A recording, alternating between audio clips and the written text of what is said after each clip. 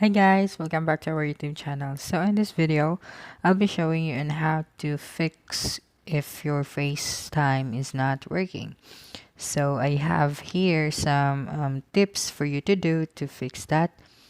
So the first tip that you need to do is to check whether a FaceTime feature is available. FaceTime and FaceTime audio calling might not be available for all countries, regions, or carriers.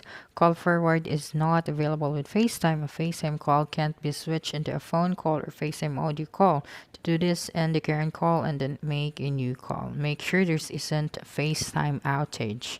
Okay. For tip number two, update your FaceTime settings after you set up a new device. If you're experiencing issues with receiving a FaceTime call after setup, update your device with the following steps. Update your device to the latest version of iOS or iPad OS if needed. In the settings app, tap cellular, make sure that your phone line is turned on. And then number three, in the settings app, tap FaceTime, turn FaceTime off, and then back on. Tap the phone number that you want to use with FaceTime. If you have issues with messages after you set up a new device, you can also update your message settings. Okay.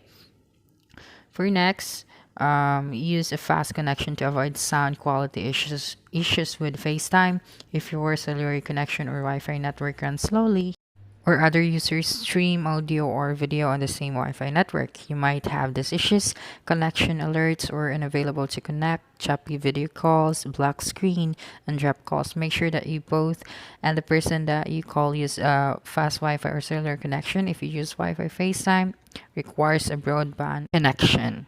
And that's it. That's some of the tips that you can do to fix your problem. So don't forget to subscribe to our YouTube channel for more video tutorials in the future. Bye bye.